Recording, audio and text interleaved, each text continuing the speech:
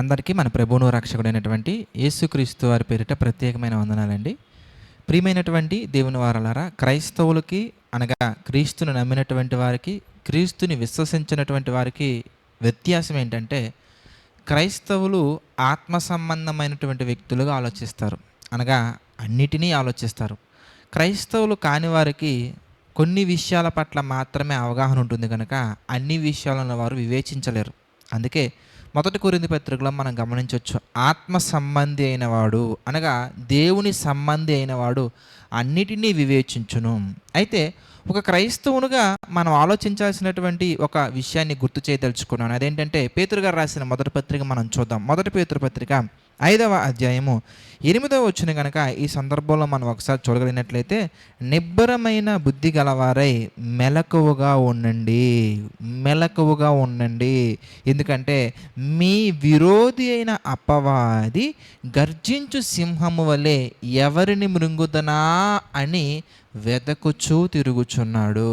చూసారా, అపవాది ఎలా ఉన్నాడంటే ఎవరిని మృంగాలి మృంగటం ఇన్ ద సెన్స్ ఎవరిని పాపములో పడవేయాలి, ఎవరిని దేవునికి దూరం చేయాలి, ఎవరిని దేవుని యొక్క ఆలోచనలకు దూరం చేయాలనే ఉద్దేశంతో వాటి ఫుల్ ఫోకస్గా ఫుల్ ప్లెడ్జ్గా చూస్తున్నప్పుడు మన ఆత్మీయ జీవితంలో మనం ఎలా ఉండాలి అనడానికి ఎన్నో సందర్భాలను దేవుడు మనకు తెలియజేశారు.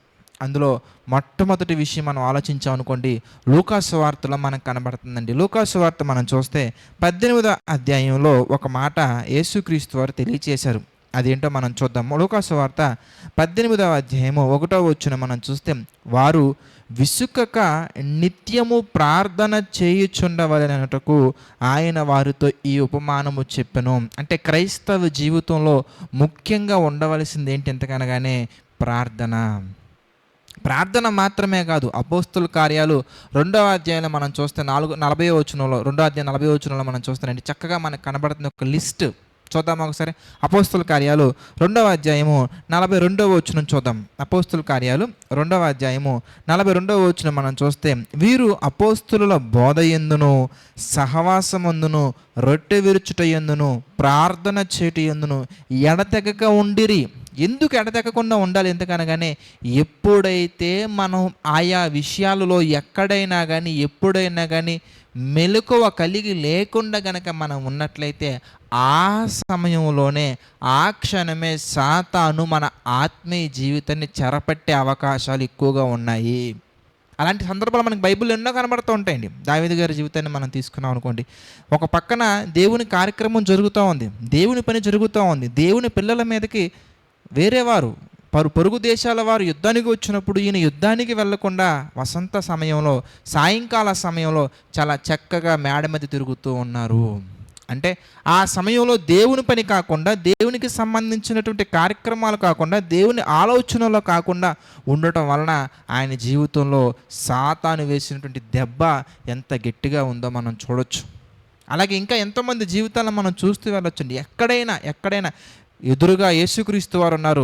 యేసుక్రీస్తు వారి కృపను బట్టి, యేసుక్రీస్తు వారి మీద నమ్మకాన్ని బట్టి నీళ్ళ మీద నడుస్తున్న పేతురు ఎంతో సమయం లేదండి, జస్ట్ అలా చుట్టుపక్కల చూశారు, వెంటనే ఆ మహా ఆశీర్వాదాల నుంచి తొలగిపోయినట్టుగా మనకు కనబడతా ఉంది. కనుక దేవుడు మన జీవితంలో అందించే ప్రతి దీవెనలలో కానీ, ప్రతి ఆశీర్వాదంలో కానీ, ప్రతి మేలులలో కానీ, ప్రతి ఆత్మ సంబంధమైనటువంటి వరాలలో ఎక్కడైనా కానీ మనం పడిపోవడానికి గల కారణం ఏంటంటే మన ఆత్మీయ జీవితంలో మెలకువ కలిగి మనం ఉండకపోవటం. మరొక మాటలో చెప్పాలంటే, దేవుడు ఎడతెగకుండా ఉండమని చెప్పిన విషయాలలో మనం ఎక్కడో ఒక దగ్గర కంటిన్యూటీ మిస్ చేస్తూ ఉంటామండి. ఎందుకంతకనగానే చాలామందికి ఒక విసుగు వస్తుందండి. ఎక్కువసేపు ప్రార్థన చేయాలంటే విసుగెత్తిపోయే వాళ్ళు ఉంటారు.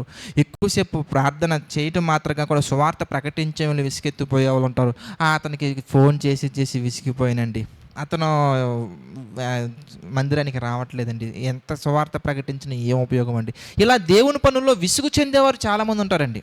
విసుగు చెందకూడదండి. అందుకే ఒక మాట చూసి మనం క్లోజ్ చేసుకుందాం. యాకోబు పత్రిక మనం చూస్తే, గలతీ పత్రిక మనం చూస్తే 6వ అధ్యాయంలో, గలతీలకు రాసిన పత్రిక 6వ అధ్యాయంలో 9వ వచనంలో ఒక మాట మనకు కనబడుతుందండి, మనము మేలు చేయుట యందు విసుకక ఉందాము. ఎందుకంటే చెప్తున్నారు కింద ఏమని, మనము అలయక మేలు చేసితమేని తగిన కాలమందు పంట కోస్తాము.